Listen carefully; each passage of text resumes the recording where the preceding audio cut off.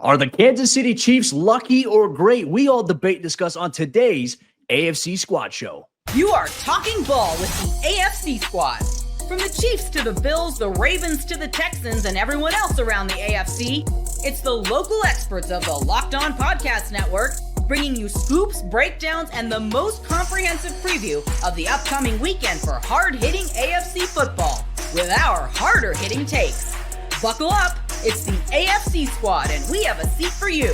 No hurt feelings allowed. Squad up. You're part of the AFC Squad. What's happening, everyone? Welcome into another AFC Squad edition here on the Locked On Podcast Network, where you know it's your team every single day. Make sure you grab your favorite beverage, snack, sit down, relax as we break down the entire AFC conference and some of the biggest storylines with all the great hosts here on the Locked On Podcast Network. I'm Cody Rourke, host of Locked On Broncos. Unfortunately, that's a rough week here for Broncos country. Sarah Bettinger, another host of Locked On Broncos, joining us. Joe Marino of Locked On Bills joining us. Kevin Ostreicher of Locked On Ravens. Tyler Rowland of Locked On Titans, and also Locked On NFL. The Madman makes his first appearance. And Mike Debate, host of Locked On Patriots, and also on the benefactor of sending Chicago Bears fans into a frenzy this week. We don't have the Kansas City Chiefs here represented today, but they're going to be a big subject of the show. Today's show is brought to you by our friends over there at FanDuel. Get a big return this season on FanDuel, where new customers can place a $5 bet, and you'll get started with $150 in bonus bets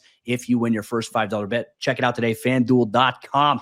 All right, folks, let's break it down. The AFC has kind of been a little chaotic this season. The NFC certainly has teams with better records. They're playing a lot better. It's a little bit of chaotic right now. But overall, the number one story seems to reign true, that the Kansas City Chiefs remain at the top of the conference, undefeated, surviving a nail-biter against the Denver Broncos this past weekend. Joe Marino had to bounce out for a quick second because of that, because he's going to make a special appearance here once again. Let's open it up, because the theme for this segment here is Kansas City lucky, or are they great? I think there's arguments for a little bit of both here. Let's throw it to Tyler Rowland to set things off here on today's show. Tyler, you kick us off, and then we'll go in order. Listen, I think their greatness allows them to be lucky. Like, they win a lot of situations, I guess. I want to say, like, in situational football, they are fantastic. You look at their third down performances in the game against the Tampa Bay Buccaneers that went to overtime. They weren't very good for a lot of that game, but in third down, they were money. Like, they've just done this so many times. I think there's a monotony of going through the regular season. So, yes, they've been a little bit lucky, but their greatness in situational football, which is what really matters. I know my guy Mike from Locked On Patriots, he's heard all about situational football for decades and decades over there with the Patriots. Like, the Chiefs have been a little bit lucky, but their greatness in situations allows them to take advantage of that luck. Because what's the old saying? Luck is where opportunity and hard work meets. And the Chiefs have put in the work. And when the opportunities are there, they take advantage. So, yes, they have been lucky, but I think the luck is a byproduct of the greatness.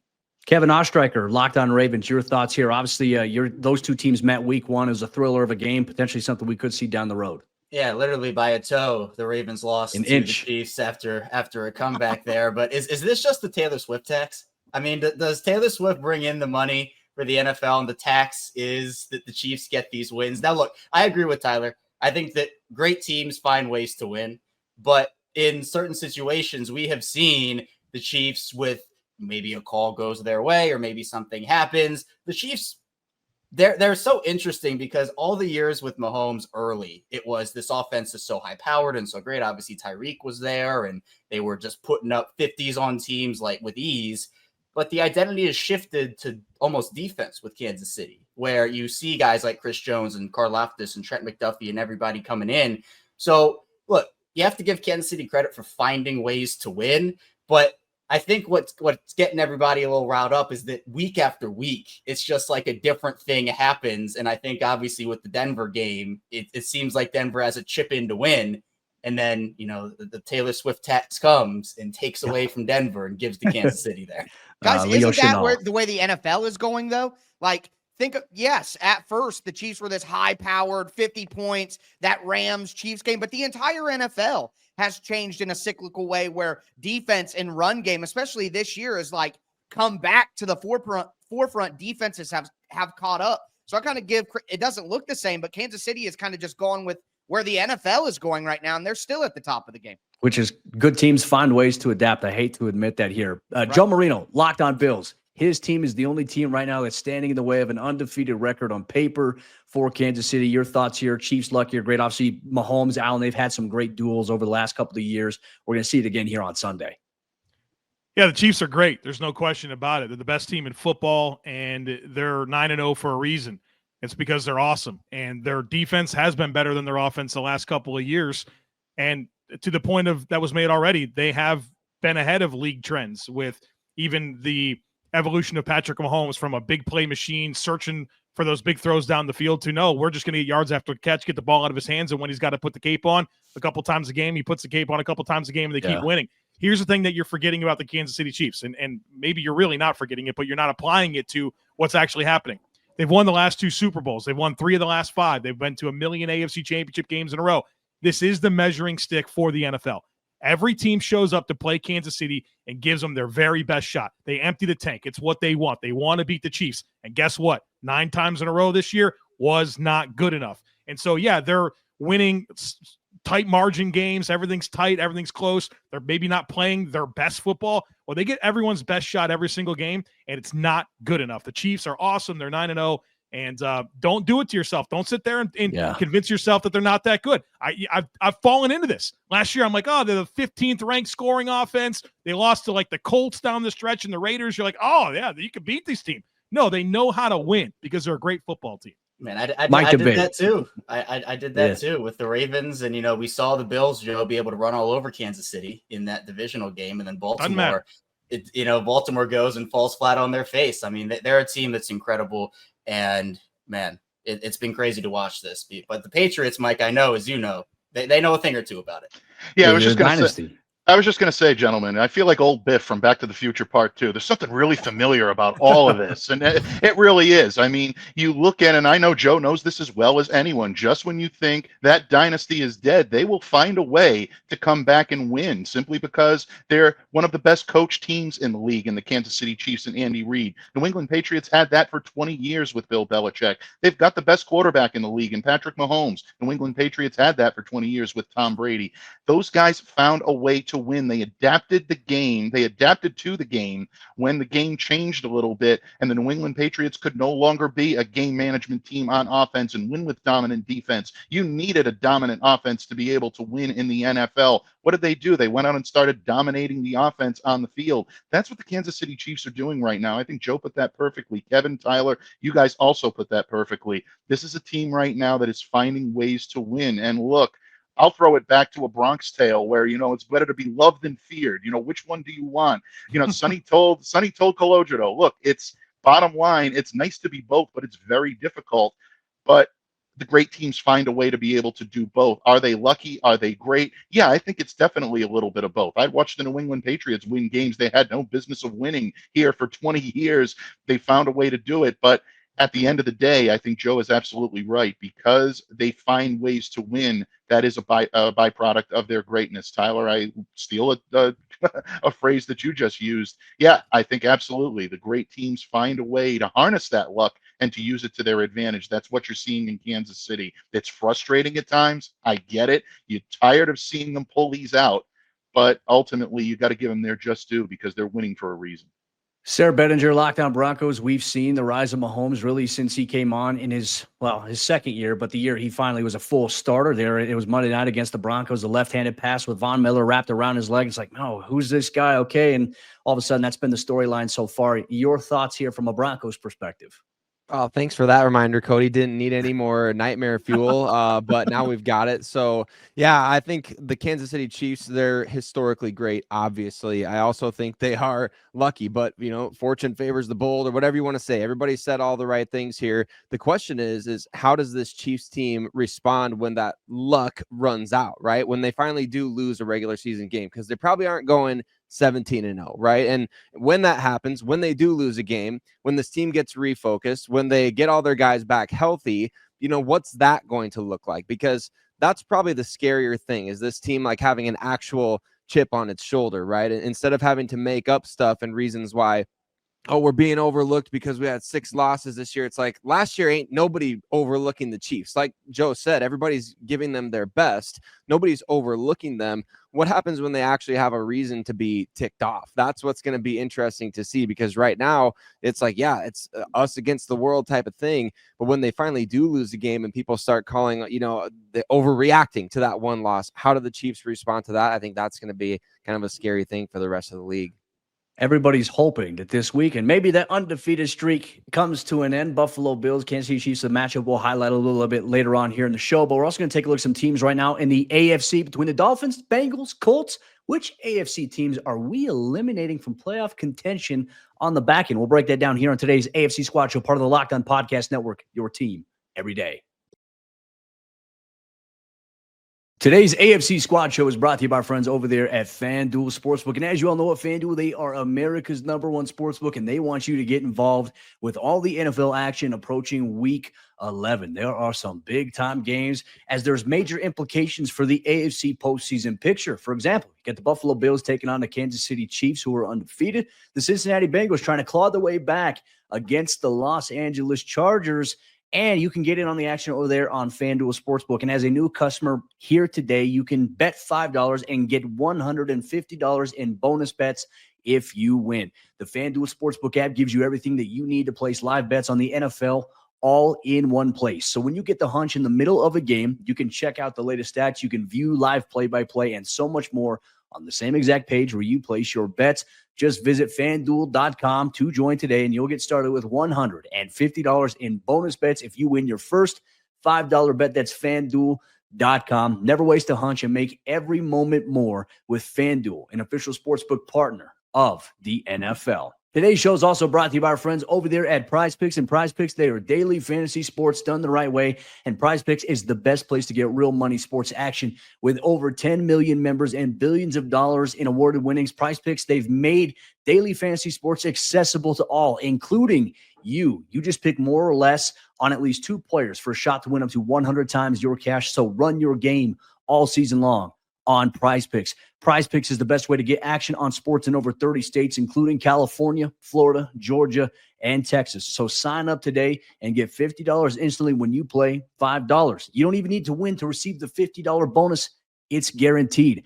PrizePicks, it's the best way to win real money this football season. Which players are going off? Which ones aren't? Make your picks in less than 60 seconds and turn your sports opinions into real money all season long on PrizePicks. So check it out. Download the app today and use code LOCKEDONNFL to get $50 instantly after you play your first $5 lineup. Once again, download the app today and use code LOCKEDONNFL to get $50 instantly after you play your first $5 lineup. PrizePicks, run your game.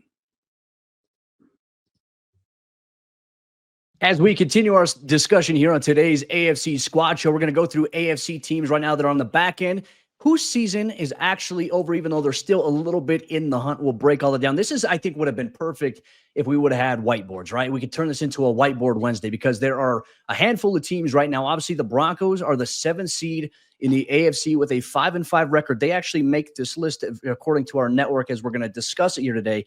But between the Cincinnati Bengals, the Indianapolis Colts, the Denver Broncos, the Miami Dolphins, and the New York Jets, which teams are actually out of playoff contention? Who are we eliminating essentially here today? I'm going to start things off here with Joe Marino, and then we'll work our way through. I'll kick it to you guys, but give your thoughts on that as the AFC playoff picture starts to take a little bit more shape here in Week 11 of the NFL season. Well, you can bury the Jets. It's over. 3-7. They stink. They're not good. There's nothing that's going to happen here. Their defense, everyone's talking about Aaron Rodgers in the offense. That's bad, but their defense is the real problem. They used to be 10 deep with dudes on the defensive line. They got 3. You know what I mean? That's the problem there. And obviously the vibes are bad, and I don't buy in anything that Aaron Rodgers is selling. And I think you can stick a knife in the Colts. They're 4-6, and they're just goofy right now with their decision to play Joe Flacco. It's completely pointless for them to go 0-2 and have the offensive performances that they've had the last 2 weeks. Joe Flacco's turning over the ball like crazy, which is to the surprise of nobody that watched him last year. Even in the 4-1 stretch that they had down the stretch, the guy was just throwing YOLO balls and got a lot of luck, right? And then they play a real team in the playoffs, and goodbye. Thanks for everything. So I think they're goofy. And you listen to Kenny Moore talking about, hey, we got effort issues. People aren't putting in the work. Oof. Goodbye. You don't have it. So I think you can. All those other teams are alive, and I think the Bengals are absolutely alive. but you could put a fork in the Colts and the Dolphins, or excuse me, the Colts and the Jets. Kevin Ostreicher, what are your thoughts here out of those teams that we listed? Who do you have your on? Because your team just survived a little bit of a thriller on Thursday Night Football against Joe Burrow and the Bengals. Who look, Joe Burrow's playing MVP level football, but probably isn't going to get it because of their record. Which teams do you mark off here? Yeah, I'm not sure I can survive a third Ravens-Bengals matchup based off how the first two went. It's just two crazy games, but I agree completely. Smash the over. Yeah, I agree completely with Joe. I think that the Jets, you can't buy anything right now with them. I just think it's a disaster over there. And then for the Colts, look, I love Joe Flacco, obviously. Being a Baltimore guy, he did so much for Baltimore. We're long past then, and it even seems like we're long past the Cleveland days, even though it was last year for Joe Flacco.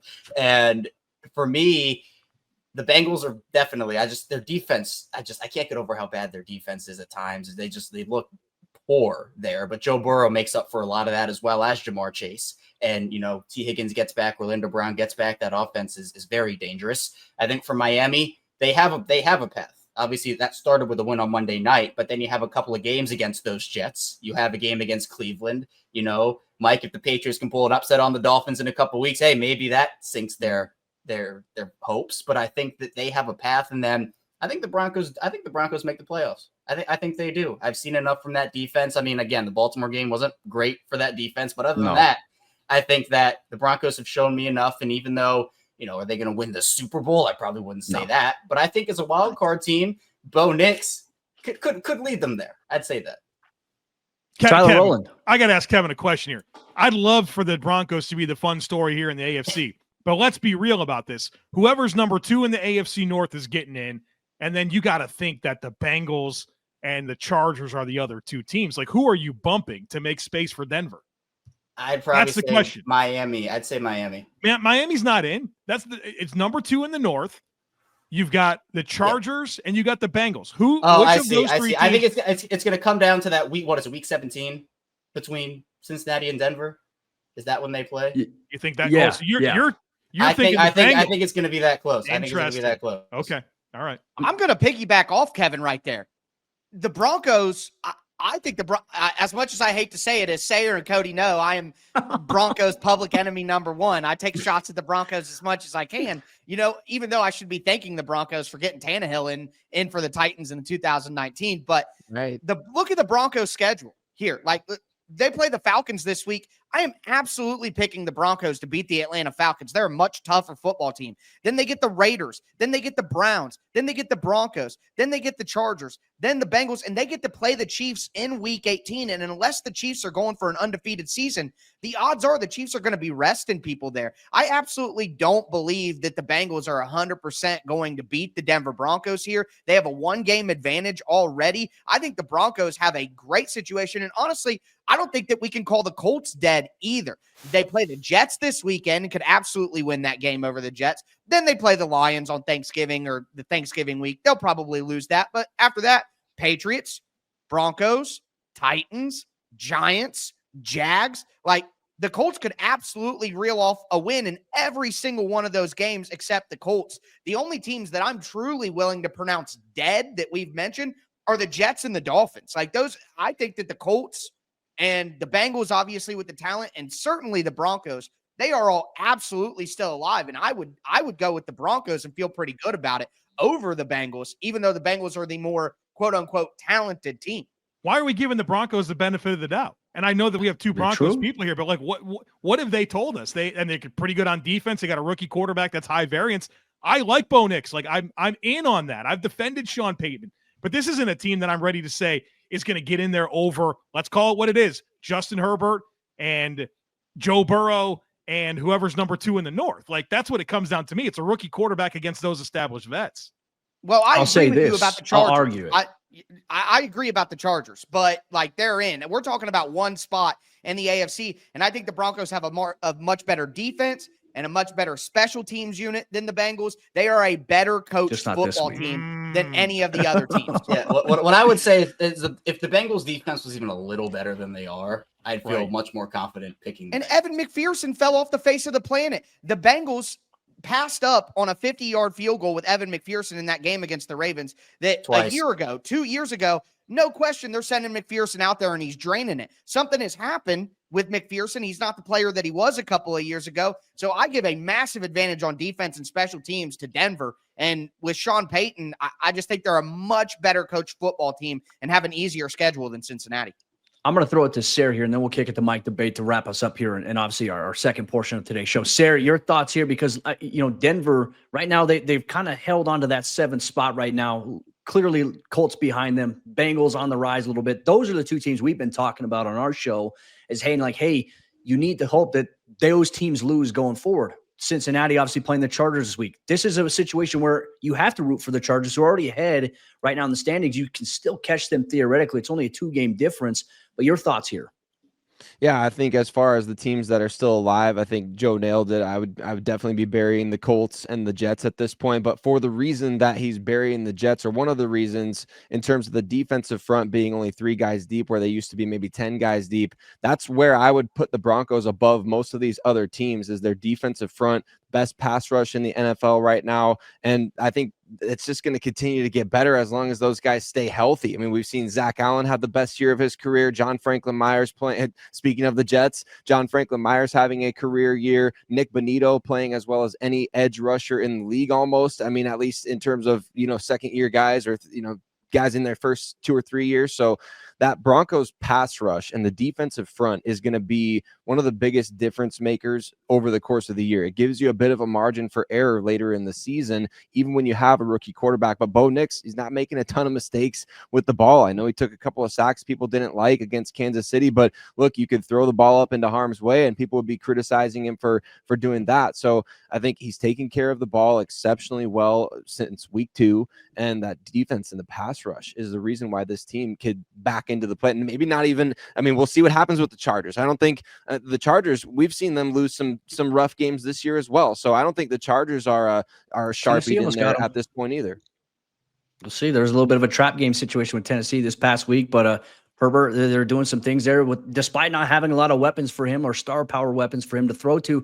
Mike Debate, are you going to be the Jamie Lannister here and dig the dagger a little bit deeper into obviously the Jets and the Dolphins?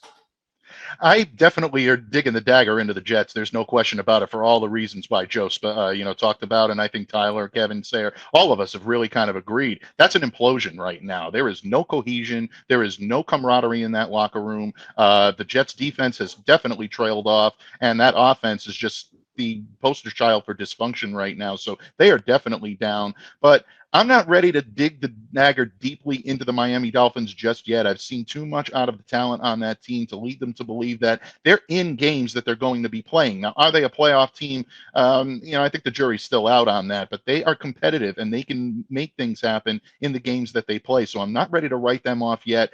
I agree with Joe. I'm writing off right now the Indianapolis Colts, and it's frustrating because you look at the last part of that schedule, and those are all winnable games with the exception of the Detroit Lions on Thanksgiving Day, which I think probably will go to Detroit. But it is very frustrating right now for Colts fans looking at the way they're playing. And again, I go back to what Joe said and Kenny Moore and saying guys aren't giving the top effort. Those types of things can derail teams that should be winning games that aren't. That's a difficulty right now. But Bengals, the Broncos, I think there are absolutely good arguments that are made all around this table right now. Yeah, I'm not ready to kind of boot any of these teams out the door, with the exception of the Jets for sure. And it hurts me to say, but I think the Colts are done based on the way that they're playing. Can I just say, I think it's crazy that we're willing to keep the Dolphins alive and not the Colts. Think about the Dolphins right now would literally have to run the table the rest of the way, or maybe just lose one. They have the Packers in Green Bay. They have the Texans in Houston. What's hard about that? What's hard about the Texans? The Dolphins are not beating the Texans in Look Houston. At their next. Start with their next 2. What's their next 2 at home? Give it to us. Well, Raiders and Patriots. They're going to be of course, but they got to win. They got to win every single game except one the rest of the way, and that means that they have to beat 2 of these 3 games and get some help at Green Bay, at Houston, against the 49ers. There is no way the Miami Dolphins are winning 2 of those 3 games. I refuse to believe it. So I will push back and say the Dolphins are dead. Kyle Krabs, we want you on the show next week. Okay, we're extending the invitation. We need if they you out win, here. if they win, you might get a chance, right? Come on, yeah, Kyle, we need you, my man. But in terms of that, obviously some interesting thoughts in our AFC roundtable here. But you know what? The moment everyone's been waiting for, the AFC matchup where Chiefs haters and NFL fans alike have been waiting for. Can the Bills knock off Kansas City? We'll highlight some of the biggest matchups around the conference here on today's AFC Squad Show, part of the Locked On Podcast Network. Today's AFC Squad Show is brought to you by our friends over there at Ultimate Pro Football GM. And listen up, AFC fans, remember our great partner, Ultimate Pro Football GM. Well, they're back, and they've added an amazing new game mode that I need to tell you about to get you back into the game if you're not already in it right now. The game that has you step into the shoes of a football franchise general manager and lead it to glory. They now have a new head coach career mode. So on top of getting to build your dynasty by drafting players, signing free agents, and hiring a coaching staff, now you can also get to call offensive plays during games as well. And if you already have it installed, make sure you update it so you can try out the brand new mode. And if you don't have it, you can download it right now in the app stores because it's a must-have for all football fans. I know that you'll love it, especially if you want to assemble a team and build the dynasty. Ultimate Pro Football GM is completely free. It has no ads, and it's 100% playable offline, so you can play on the go as you want and when you want to. And they're offering a special offer right now for Locked On fans where you can use the promo code Locked On NFL in all caps inside the game store to receive a free boost to your franchise. So make sure to get it, as this perk will jumpstart your play and give you the advantage you want in creating your dynasty. To download the game, visit ultimate-gm.com. That's ultimate-gm.com, or look it up on the app stores. Ultimate Pro Football GM. Start your dynasty today. The Kansas City Chiefs' undefeated streak will be put to the test here once again as they face off with Josh Allen and the Buffalo Bills in Buffalo. We've seen this matchup before. The Bills are the NFL's last hope of ending that streak, especially as they look to try to repeat there in Kansas City. We'll break it down here on today's AFC Squad Show. I mean, folks, let's take a look at some of the bigger games right now around the conference. Kicking off, obviously, with the biggest story, the main event. Kansas City traveling to Buffalo to take on the Bills. The Bills, Joe, obviously, I'll start things off with you because you cover the team. You've seen what this Bills team can be. When the Bills are locked in, we've talked about this. They're one of the scariest teams in the league, but then they have some highs and lows where, hey, they're in a competitive matchup against the Dolphins. Was that a divisional byproduct of that? Or are the Bills still trying to find their stride right now? I know, they got Amari Cooper for his one game there. He caught a touchdown. They didn't have him for the last game. What's going on in Buffalo in terms of this game? I know you said before the show you're going to save everything for this show specifically. Yeah, obviously it's a big one for the NFL. Everyone's all excited. What the CBS is bringing all their guys. There's going to be there. Whatever it is, college game day version of CBS is going to be in Buffalo.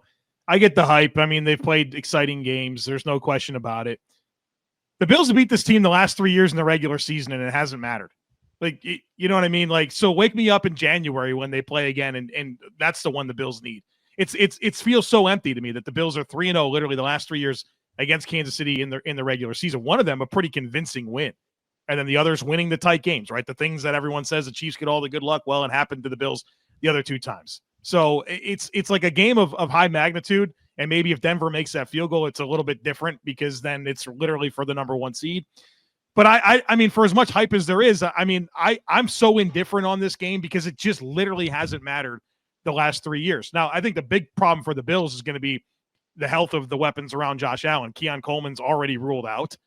Dalton Kincaid injured his knee last game, and we'll see how he goes. I would guess he won't play with the bye week on the other side of it. They'll probably want to be cautious there. And Amari Cooper, if he does play, it's going to be with a cast on his wrist. So, like, I don't know. Those are your top three guys outside of Khalil Shakir. That's going to make things very, very difficult. So do the Bills have the capacity to win the game? Yeah. Does it matter? I'm not sure it does because the Bills won this game the last 3 years.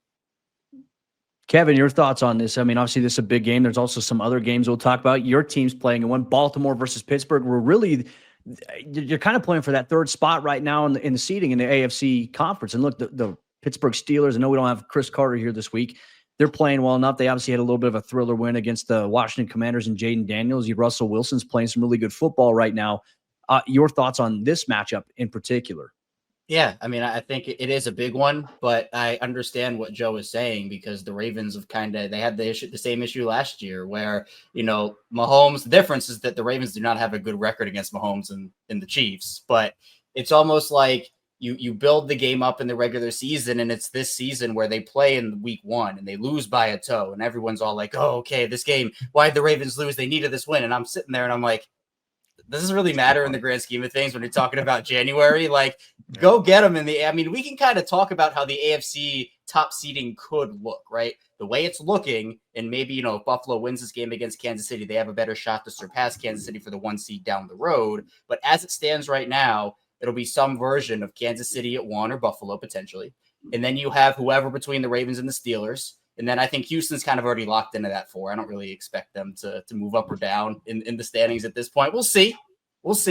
But I think that this Chiefs and Bills game does have implications, but the real implications do come in January. So I get Joe's, I guess, lackadaisical approach on this game, because it's like, okay, what are you really playing for besides maybe the 1 seed? But that doesn't even matter this week. So January is the big one, but I guess if you want to establish good habits, you can always do that. Well, can you beat him twice? That's what it comes down to. Can you beat him twice? Tom Brady did it, right? Tom Brady and Joe Burrow in 2021. That's the only time it's ever happened where they lost the same team twice. So does it maybe help you if you lose the game? I don't know, man. It's crazy. It's tough. I mean, the margin for error for Kansas City is we've kind of built, even on the show, we even said it in our crossover leading up, is that they have a built-in margin for error that even if they make mistakes, they're not going to be as impactful as the mistakes other teams make against them. And that's, obviously a mark of a good team there. Kind of a little bit of a sidebar here, turning it. Obviously, we know seeds 1 through 4 is based on division. Should the NFL change that at some point there? Because I'm even looking at like the AFC South, and Tyler, I want your thoughts on this. Like Houston, they've kind of fallen a little bit. They obviously competed with Detroit, almost had the upset victory against them on Sunday Night Football. But should it just be based on your record in terms of seedings 1 through 7 versus it just being, by default one division?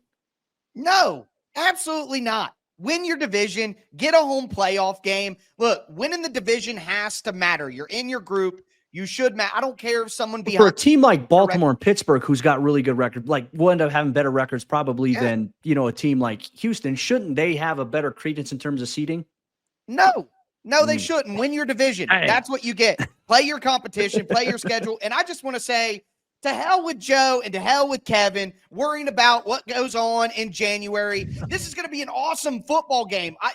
It must be nice to have a team where you're so worried about what happens in the playoffs. Maybe it's because my team is trash. I don't care about any of that. I'm so hyped for this football game. This is like 2 of the top 5 teams in the entire NFL. They always have good games against each other. Yes, it may not matter for your teams in the playoffs, and that's what your mindset is. But for me, I'm just so excited to watch a great football game between 2 excellent teams. And my final point on this is a Josh Allen MVP showcase. Like Joe said, no Keon Coleman, Dalton Kincaid banged up, Amari Cooper, who knows? If Josh Allen can go out and win this, and it doesn't matter in January, but Josh Allen, the type of player he is, deserves one MVP on his ledger. He deserves one to showcase how great of a player he is. And if he can go out there and end the Kansas City Chiefs undefeated season and do it without a lot of his weapons at full strength, that is where Josh Allen becomes the favorite for MVP in my mind. And I'm so hyped to watch this football game.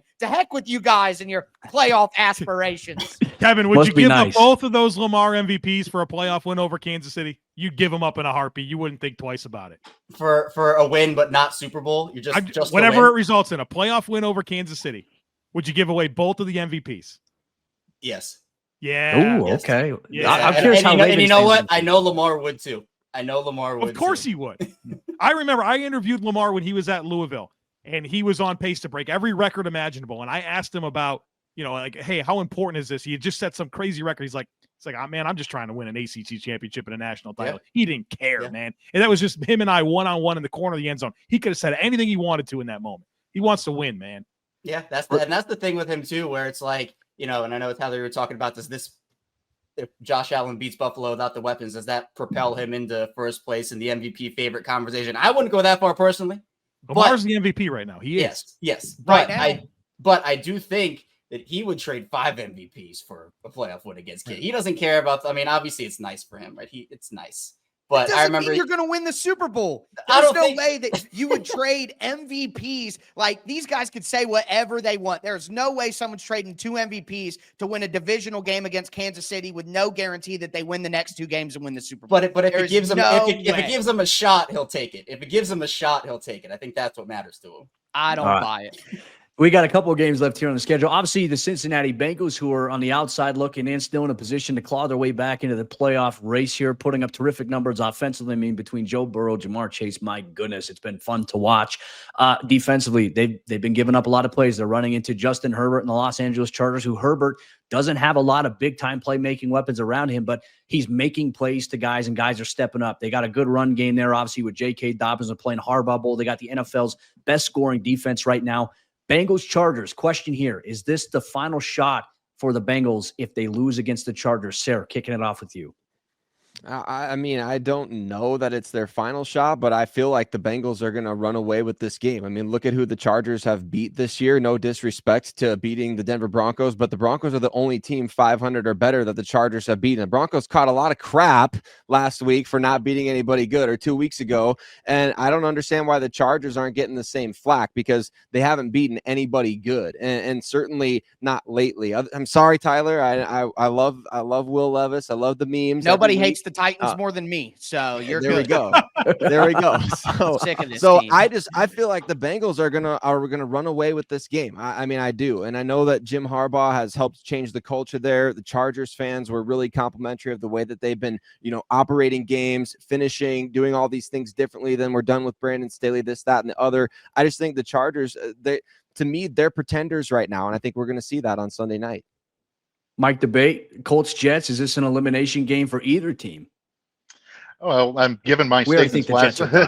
Yeah, I mean, given my statement last segment, I don't think really. I don't think you can put the Jets in that category. But I think Tyler makes an interesting point about these being winnable games for the Indianapolis Colts down the stretch. Look, I mean, I may have a little more faith in the Miami Dolphins, knowing what that team is capable of, seeing them twice per year, and knowing that defense and that offense are capable of exploding at any moment. But yeah, this is an absolute must-win, I think, for the Indianapolis Colts. Right now, you've got the Jets down, you've got them down, wriggling on the ground. Step on their throat, eliminate them, make sure they're not in the conversation anymore, and then you can start to make your argument for the playoffs. But yeah, Indianapolis, it's going to be interesting to see now. Can Joe Flacco rebound and lead this team back?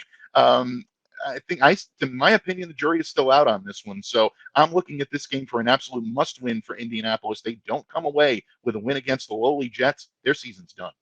It's going to set things up very interesting for Week 12. And obviously, we hope you all join us here for Week 12 around the AFC for next week's AFC Squad Show. That'll do it here for this week. But make sure you check out all of these respective shows: Locked On Broncos, Locked On Patriots, Locked On Bills, Locked On Ravens, and Locked On Titans. And as always, we encourage you, if you want your team talked about a little bit more in depth, you want representation from your team, we encourage you, hound your host a little bit, have them get on here. Kyle Krabs, we want to see you next week, my friend, if the Miami Dolphins win. We miss you here. And obviously getting you and Joe Marino on the same show again is always appointment viewing. I want to thank Tyler, Kevin, Joe, Mike, and Sarah for joining us here on today's AFC Squad Show. Make sure you subscribe or follow wherever you get your podcast so you don't miss a moment of coverage here on the Locked On Podcast Network, your team every day.